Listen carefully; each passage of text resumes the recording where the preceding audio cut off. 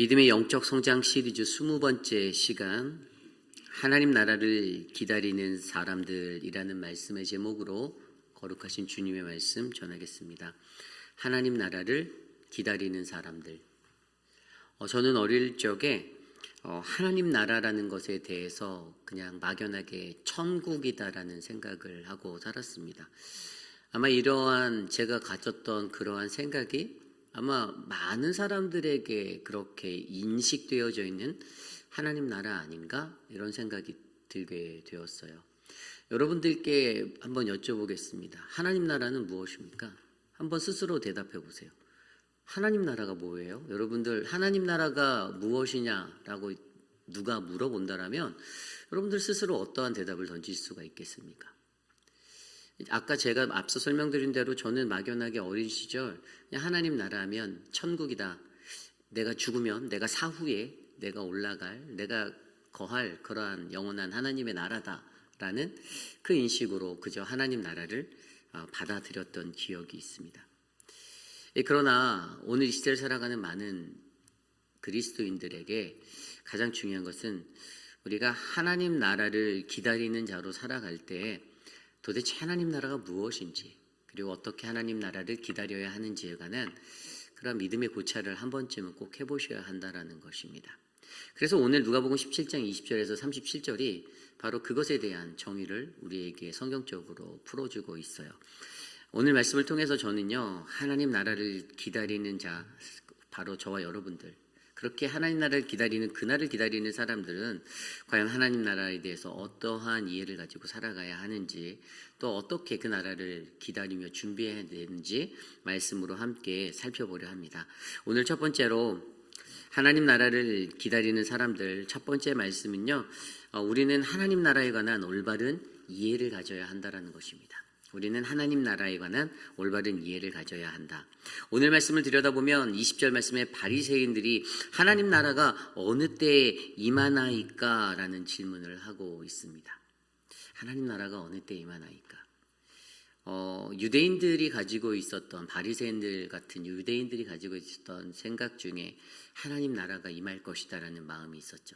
그러니까 사실 우리가요, 여기서 한 가지 키포인트를 잡을 수 있는 게 이 구절을 통해서 여러분, 이때 우리에게 주어져 있는 하나님 나라를 바르게 이해하기 위해서는 어떠한 이해가 필요하냐면, 제가 어린 시절에 막연히 생각했던 이상적이고 상상적인 하나님 나라가 아니라 1세기라고 하는, 지금 예수님의 이 활동 당시에 1세기라고 하는 이때 유대인들이 가졌던 하나님 나라의 사상에 빗대어서 이것들을 생각해 보아야 한다는 것이에요.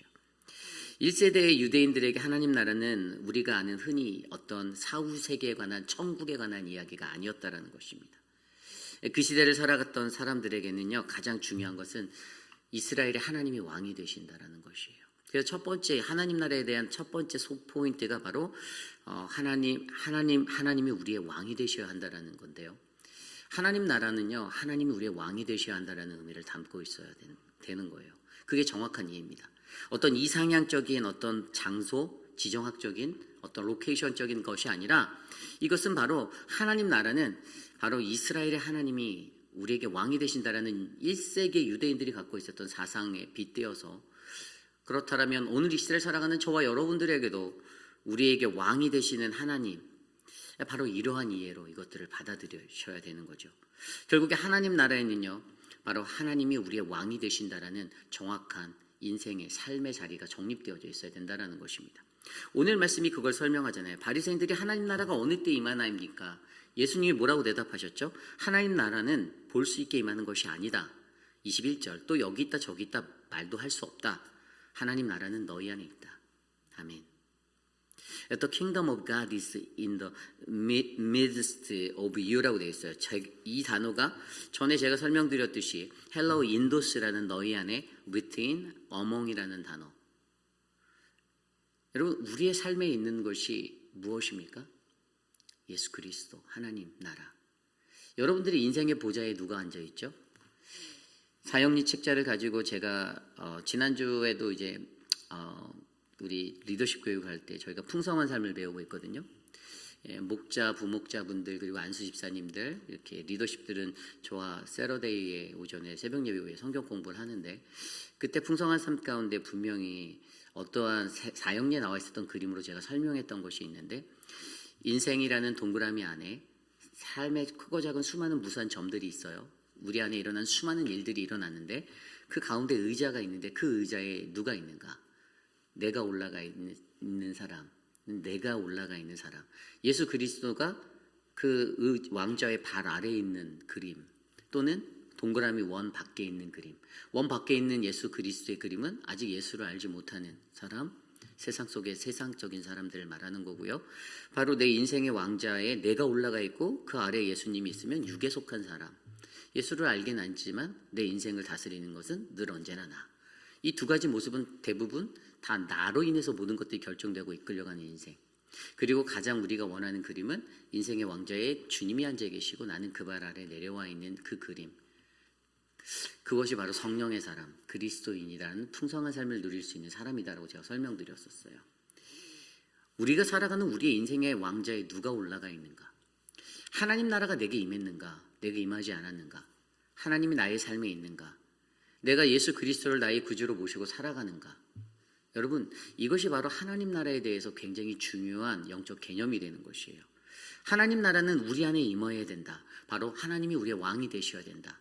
예수 그리스도 그분이 우리의 왕이 되셔야 한다는 이 믿음의 고백을 할 수 없는 사람은 절대로 하나님 나라를 볼 수 없죠.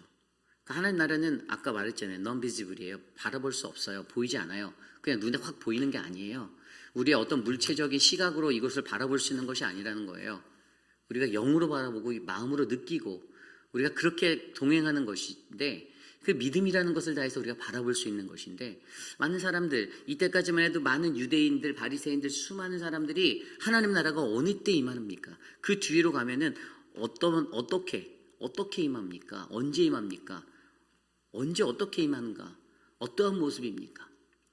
사람들이 여기 있다 저기 있다 말할 것인데 그거 듣지 말라라고 말합니다. 다 가짜라는 거예요. 다 거짓말이라는 거예요. 말도 안 된다는 거예요. 보이지 않는데 눈으로 형상학적으로 눈에 보이지 않는데 그것들을 여기 있다 저기 있다라고 표현할 수 없다라는 거예요. 가장 중요한 한 가지가 하나님이 우리의 왕이 되셔야 한다라는 이 하나님 나라에 대한 이해를 가장 먼저 여러분들이 행하시기를 간절히 축복합니다. 두 번째 하나님 나라에 대한 이해가 뭐냐면요. 하나님 나라는 하나님의 때 하나님의 방법으로 세워져야 한다라는 것이에요. 하나님 나라는 하나님 때 하나님 방법으로 세워져야 한다. 오늘 말씀 22절, 23절 보면 또 제자들에게 이르시되 때가 이르리니 너희가 인자의 날 하루를 보고자 하되 보지 못하리라. 근데 23절입니다. 사람이 너희에게 말하되 보라 저기 있어 보라 여기 있어 라고 말할 텐데 그러나 너희는 가지도 말고 따르지도 말아라 라고 이야기하고 있죠. 사람들이 뭐라고 말한다고요? 하나님 나라 여기 있어 하나님 나라 저기 있어. 그런데 가장 중요한 핵심 원리는 이 구절에서 빗대어서 우리가 알 수 있는 건 하나님 나라는 사람이 세울 수 있는 나라가 아니라는 것입니다. 오직 하나님만이 세울 수 있는 나라, 하나님의 주권에 의해서 하나님의 때에 하나님의 방법으로 세워지는 나라, 오직 하나님에 의해서만 세울 수 있는 것이 바로 하나님 나라라는 것이죠. 물론 인간된 우리, 그분의 피조물 된 우리들이 그 하나님 나라를 세우고자 같이 협업하고 동역하고 믿음으로 섬기고 사랑으로 만들고 그렇게 노력해야 되는 건 당연한 것이에요. 그러나 그것들에 대한 성패, 하나님 나라의 완성에 대한 성패는 저와 여러분의 손에 달려있는 것이 아니라 바로 하나님의 손에 달려있다는 것입니다. 하나님 나라에 대한 이해에서 사람들이 이해하지 못했던 것, 바리새인들이 언제 임하냐, 어떻게 임하냐라고 계속 질문하고 그렇게 나아갔던 것, 그 이유가 뭐냐면 하나님 나라에 대한 이 하나님의 방법으로 세워지는 그것에 대한 온전한 이해가 없었다라는 것입니다.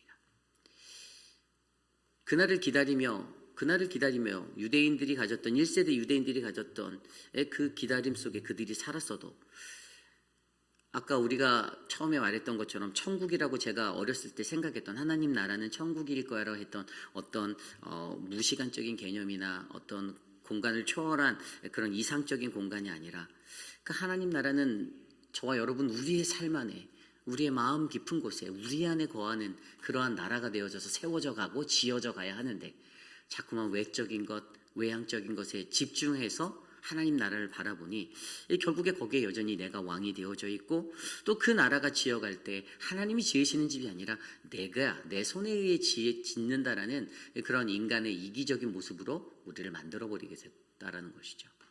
여기에 두 번째로 중요한 하나님 때 하나님 방법으로 세워져 가는 하나님 나라에 대해서 저와 여러분들이 반드시 이해하셔야 된다는 것입니다. 그리고 마지막 세 번째, 하나님 나라는 어떻게 우리가 하나님 나라를 이해해야 되는가? 하나님 나라는요, 극심한 박해와 고난 뒤에 하나님의 심판과 구원을 통하여 이루어진다는 것을 기억하셔야 돼요. 극심한 박해와 고난 뒤에 하나님의 심판과 구원을 통해서 세우시는 나라가 바로 하나님 나라입니다. 오늘 말씀 24절 이후에 번개가 하늘 아래 이쪽에서 번쩍이어서 하늘 아래 저쪽까지 비침같이 인자도 자기 날에 그러하리라. 갑자기 나타난다는 거예요. 번쩍하듯 갑자기 그날이 이루어질 것인데, 25절입니다. 그러나 그가 먼저 많은 고난을 받으며 이 세대에게 버림바가 되어야 할지니라. 아멘. 굉장히 중요한 말이에요. 먼저 많은 고난을 받으며 이 세대에 버림받아야 한다. 다른 말로 하면 하나님 나라는 극심한 고난과 박해 뒤에 하나님의 심판과 구원을 통하여 이루어지는 나라라, 이겁니다. 먼저 많은 고난을 받은 거, 예수님이 고난 받으신 거, 이 세대에서 세상에서 버림받아서 십자가에 달려 돌아가신, 근데 그분을 통해서 어떻게 해요?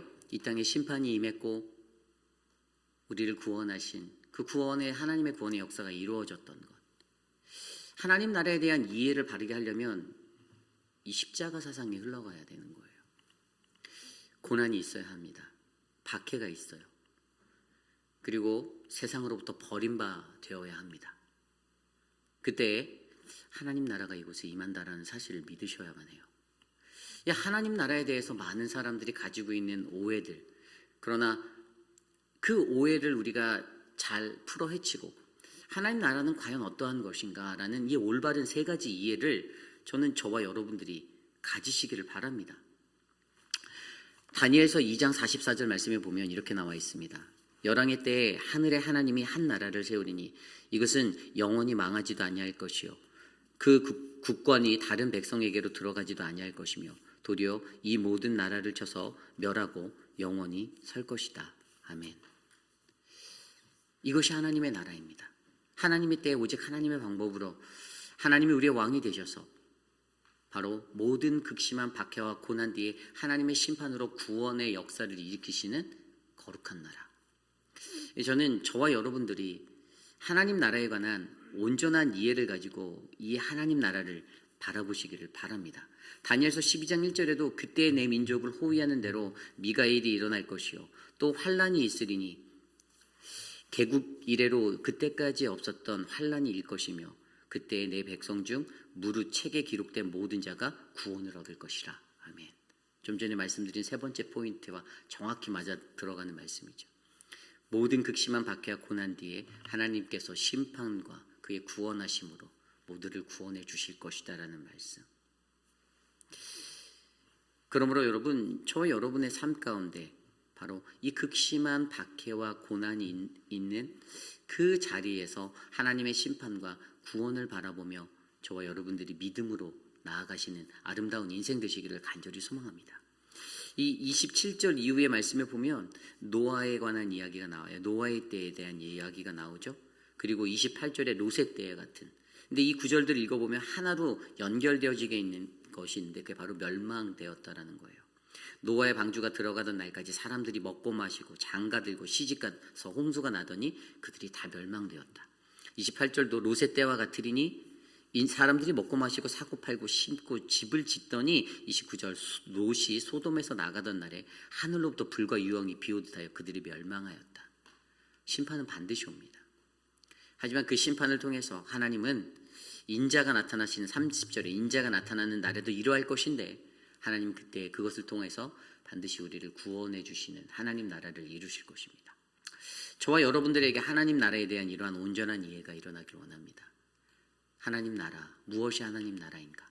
여러분들이 오랜 시간 신앙생활에서도 하나님 나라에 대해서 제가 5살, 6살, 7살 때 가졌던 그냥 내가 죽으면 사후에 죽으면 갈 세계, 하나님 계신 곳, 천국, 막막히 그렇게 말하는 단순한 그리스도인이 아니라 영적으로 하나님 나라가 무엇인지를 올바르게 이해하고 바르게 설명할 수 있는, 하나님 나라는 하나님이 우리의 삶의 왕이 되시는 것이고, 하나님 나라는 하나님 때 하나님의 방법으로 이루시는 것이고, 오직 먼저 고난받고 이 세대에 버림받는 극심한 박해와 고난 뒤에 하나님의 심판과 구원의 역사를 통해 완성하시는 나라라고 설명할 수 있는 저와 여러분 되시기를 간절히 축복합니다. 이것이 오늘 말씀의 첫 번째, 바로 하나님 나라를 기다리는 사람들, 하나님 나라에 관한 올바른 이해를 가져라입니다. 오늘 마지막으로 두 번째, 하나님 나라를 기다리는 사람들, 오늘 두 번째 말씀은요, 하나님 나라의 나를 잘 준비해야 한다라는 것입니다. 하나님 나라의 나를 잘 준비해야 한다. 오늘 말씀 31절에서 37절까지의 말씀입니다. 31절 말씀에 보면, 그날에 만일 사람이 지붕 위에 있고 그의 세간이 그의 집안에 있으면 그것을 가지러 내려가지 말 것이요, 밭에 있는 자도 그와 같이 뒤로 돌아보지 말 것이니라. 아멘. 이 31절 말씀에서 하나님 나라를 어떻게 준비해야 하는가에 관한 이야기를 해주는데요. 너희가 이해한 하나님 나라가 그렇다면 너희가 이제 어떻게 살아갈래? 이야기해 주는 거예요. 첫 번째 포인트는 세상에 마음을 두지 말라라는 거예요. 그래서 31절 말씀이 나왔던 거예요. 세상에 마음을 두지 말라. 다른 말로 하면 아까 나온 구절대로 뒤를 돌이키지 말라라는 거예요. 뒤를 돌이키지 말라. 그러면서 32절에 누구 얘기를 합니까? 롯의 처의 이야기를 합니다. 롯의 처를 기억하라. 소돔과 고모라의 멸망의 시기에 도망하던 그때 뒤를 돌아보지 말라라고 말씀하셨는데, 뒤를 돌아보아 소금기둥이 되었던 롯의 아내의 이야기가 언급되어지고 있습니다. 그렇습니다.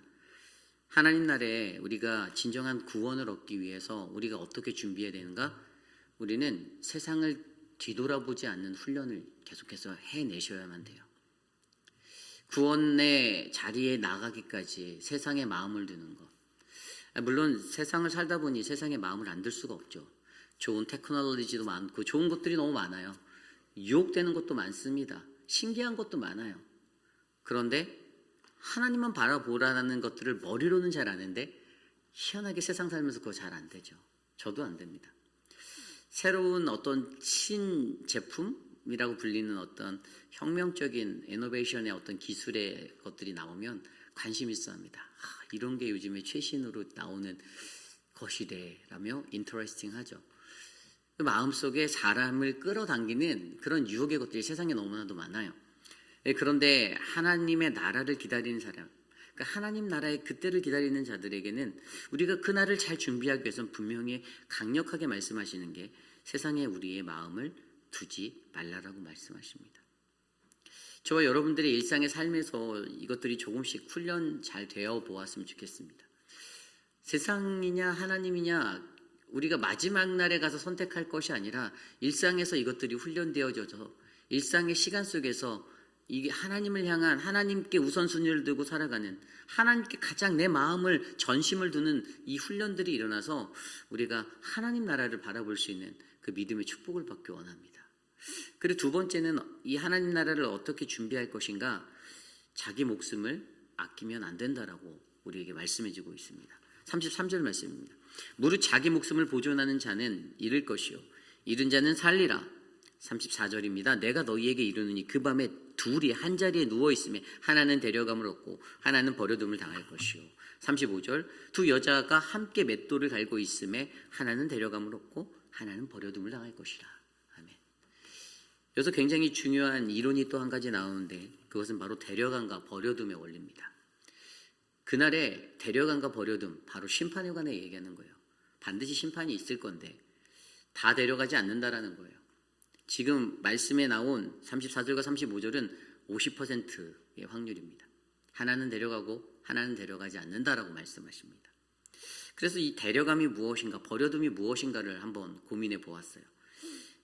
영어 성경에는 보면 one will be taken and the other left라고 되어 있어요. taken이라는 데려감은요, 헬라어로 파라람바노라는 단어예요. 이것은 취하다, 얻다, 가지다라는 의미예요. 그런데 이 구절이 어디에 쓰였냐면 우리가 알고 있는 요한복음 1장 12절 영접하는 자, 곧 그 이름을 믿는 자에게는 하나님의 자녀가 되는 권세를 주셨으니 영접하다라는 의미가 바로 이 파라람바노예요. 주님이 우리를 받아주시겠다는 거예요. 영접이라면 내가 주님을 영접할 때 쓰는 단어로 알고 있는데 주님이 그날에 우리를 데려가신다, 테이큰한다, 우리를 영접해, 우리를 받아주겠다라는 거예요. 이거는 주님이 우리를 억셉해 주신다라는 얘기로 사용되는 거예요. 데려감은 바로 하나님께 우리가 수용되어지는 것을 설명하고 있어요. 두 번째, left라는 단어는 무엇입니까? 헬라어로 아피에네라는 단어입니다. 이 아피에미라는 단어인데 이 아피라는 단어는 아포예요. 아포, 몸으로부터 떨어져서, 그리고 거기에 더해서 히엠이라는 단어가 합쳐져서 이 엠이라는 단어가 이제 보내다의 강세적 형태인데 결국에 매우 보내는 것을 강하게 해서 떨어져 보내는 것을 강하게 얘기해서 보내어 버리다, 뭐 이런 의미로 사용되어지는 거죠. 결국에 받지 않겠다라는 거예요. 취하지 않겠다는 거예요. 떨어뜨려 버려두겠다라는 거예요. 강하게 얘기하시는 거예요. 강하게, 굉장히 강하게, 절대 취하지 않겠다라는 의미로 주어지는 거죠. 그래서 결국에 이 하나님 나라의 날에는요, 결국에 자신의 목숨을 아끼지 않는 사람, 다른 말로 하면 바로 나를 위해서 살아가는 자가 아니라 다른 일을 위해서, 다른 이의 생명을 살리기 위해서 살아가는 자가 바로 하나님께 테이큰, 주님이 우리를 영접하는 그러한 인생이 될 수 있다는 것에 대해서 알려주고 있는 것입니다.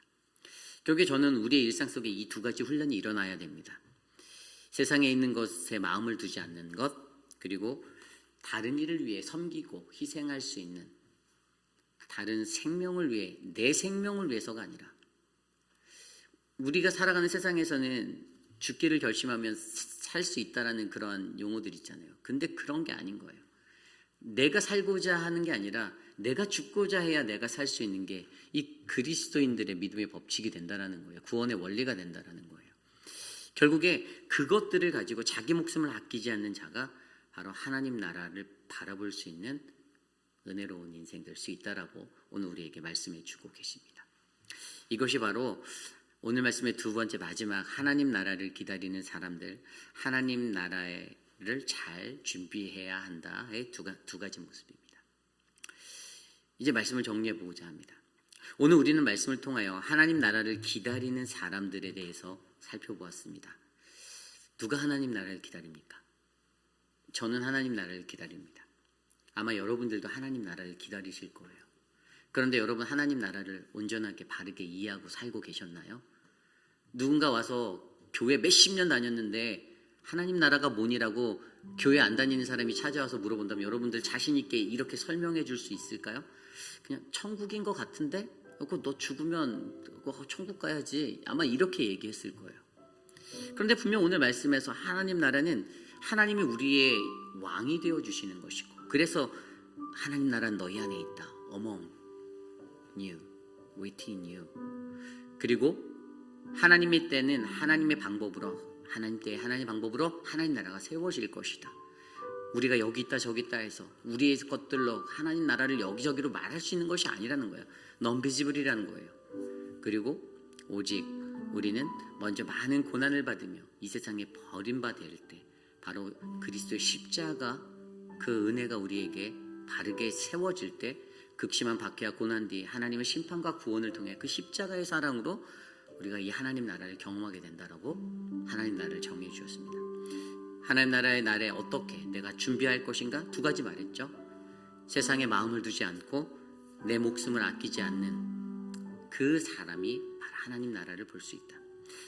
이 이야기를 다 마쳤는데 37절에 그들이, 바리새인들이 이렇게 말합니다. 그들이 대답하여 이르되 주여 어디오니이까? 어디오니이까? 이해 못했어요. 이렇게 설명했는데 알아듣지 못했어요. 안타깝죠. 예수님이 이렇게 말씀하셨는데 바리새인의 반인데 한 자도 못 알아먹었어요. 너무 안타까운 인생이에요.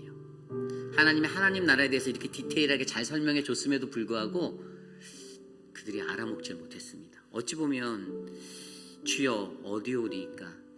이게 바로 어찌 보면 어두운 눈으로 살아가는 그리스도인들, 이 땅에 거하는 우리들의 모습이 될 수 있습니다.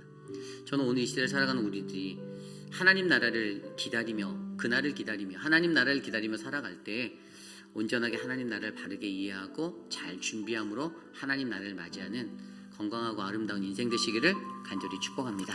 이것을 놓고 함께 이 시간 기도합니다. 주님, 우리의 삶 가운데 하나님 나라가 임하게 하옵소서. 함께 이 시간 합심하여 기도하겠습니다.